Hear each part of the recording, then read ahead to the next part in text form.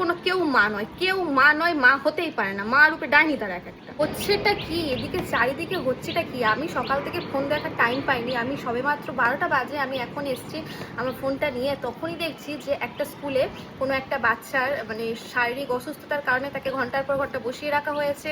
যখন সে তার অসুস্থতার জন্য তার ব্যাগটাকে তার ক্লাসের মাসিকে দিতে চাইছে, তখন মাসি না নিয়ে তাকে নিজে থেকেই নামতে দিয়েছে। তারপর সে পড়ে যায়, পড়ে গিয়ে বাচ্চাটা হসপিটালে ভর্তি হয়, তারপর বাচ্চাটা মারা যায়।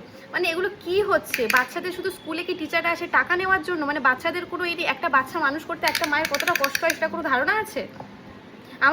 আমার মেয়েও স্কুলে যায়, আমার তো এখন ভয় হচ্ছে। কয়েকদিন আগে বাচ্চা একটা খাবার খেতে গিয়ে গলায় আটকে বাচ্চার প্রাণ যায়। এখন দেখছি স্কুল মানে অসুস্থ হয়ে বাচ্চা এরকম হচ্ছে। মানে টিচাররা কি করতে আসে স্কুলে? টিচারে কি করতে আসে কি? এর জন্য তো একটা মানে বিশাল বড় একটা স্টেপ নেওয়া দরকার। এগুলো কি হচ্ছে? একটা বাচ্চা মানুষ করতে একটা মায়ের কত কষ্ট হয় তাদের কোনো ধারণা নেই। মানে এটা কি হচ্ছে? আমি ভেবে আমার মাথা খারাপ হয়ে যাচ্ছে।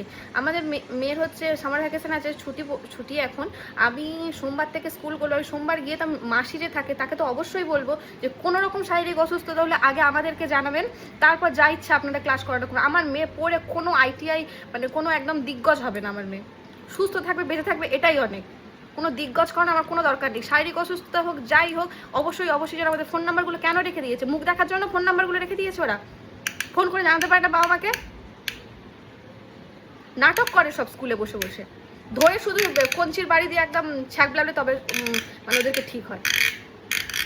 যত সব ফালতু পড়িয়ে একেবারে একদম কালেক্টর বানাবে ওদেরকে, IPS বানাবে। কোনো দরকার নেই আমার ওরকম পড়াশোনার। মনে হয় ওই টিচার যারা আছে, যদি লেডিস কোনো টিচার থাকে, তারা নিশ্চয়ই কোনো কেউ মা নয়, কেউ মা নয়, মা হতেই পারে না। মা রূপে ডাইনি তারা এক একটা। আজকে আমি কথাটা বলতে বাধ্য হলাম। আগের বারেও আমি দেখেছি এই বাচ্চার খাবার আটকে গেছে, মানে টিচার দুটো গল্প করেই যাচ্ছে। আমার ইচ্ছে হচ্ছিল শুধু চুলের মুঠিতে দুজনকে একবারে ঠুকে দিতে। ওরা তো মা হতেই পারে না, আর ওরা টিচারও হতে পারে না, কখনো হতে পারে না।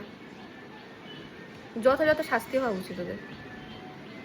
আমার তো এখন নিজেরই ভয় লাগছে যে আমার বাচ্চাকে আমি স্কুলে পাঠাবো। আমি তো অবশ্যই গিয়ে মাসিকে বলবো, মাসি কোনো অসুবিধা হলে, কোনো কিছু হলে, যে পড়ে যাক, খেতে খেতে যাই হয়ে যাক, যদি কোনো অসুবিধা হয় সঙ্গে সঙ্গে আমাদের ফোন করতে, সঙ্গেই আমাদের ফোন করতে। আমরা কাছেই থাকি, আমরা চলে যাবো দরকার পড়লে তাড়াতাড়ি করে।